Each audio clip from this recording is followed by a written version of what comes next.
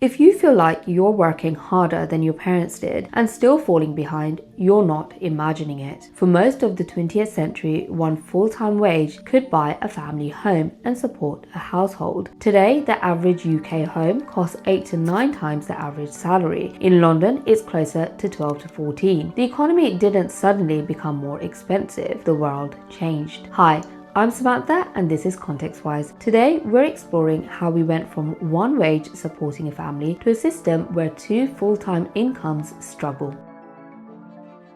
For much of the 20th century, housing consumed a modest share of income. Healthcare was either public or employer provided at low cost. Education was heavily subsidized. Childcare was limited because one parent was usually not in full-time paid work. Crucially, households had slack. If income faltered, the household did not immediately collapse. People had savings and households often had a backup adult who could enter the workforce in an emergency. That slack is what has now disappeared.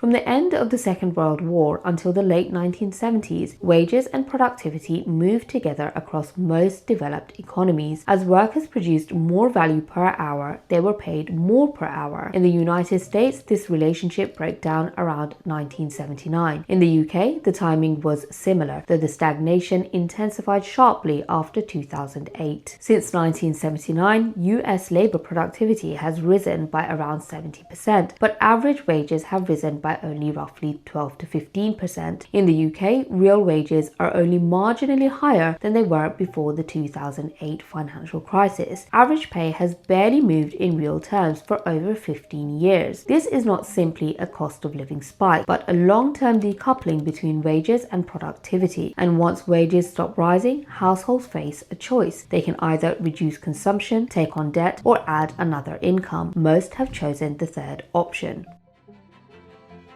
From the late 1960s onward, women entered paid work in sustained, unprecedented numbers, and the result was socially transformative. It gave women opportunity and independence, but economically, it served a second function that is rarely acknowledged. It compensated for lost wage growth. Households did not suddenly become flush with cash, they stabilized, and once that stabilization became widespread, prices adjusted upward.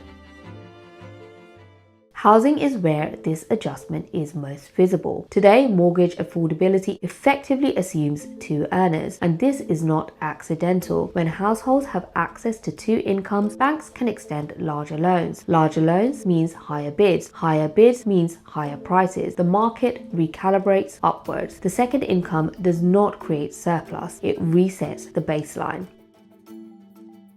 This dynamic repeats across other essentials. Childcare is one of the most significant. In the UK, full-time childcare for one child often costs well over £1,000 a month. In many cases, it rivals or exceeds mortgage payments. This creates a structural dependency. Two incomes are required to afford childcare, but childcare is required because both parents are working. The second income does not increase living standards. It prevents withdrawal from the labour market. Healthcare in the United States follows a similar pattern. Employer-linked insurance ties medical security to continuous employment. Dual incomes reduce risk. Education costs add another layer. University fees, tutoring, and enrichment activities are framed as optional. In practice, they function as competitive necessities. Households are not upgrading their lifestyles, they are maintaining their position.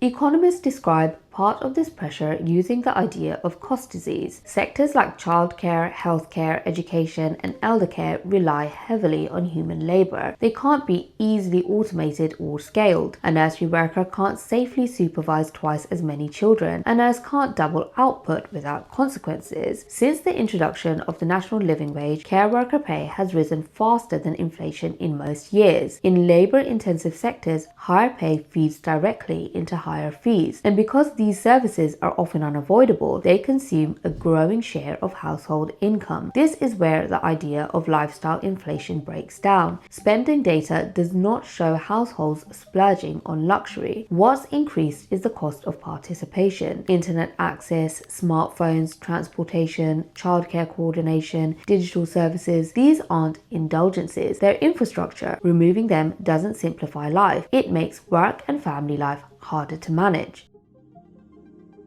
The result is a structural squeeze. Households work more hours and combine incomes. The financial buffer that once absorbed shocks has narrowed. Where there was inbuilt resilience now requires precision. A job loss, a health shock, a childcare disruption, any one of these can destabilize a household operating with minimal slack.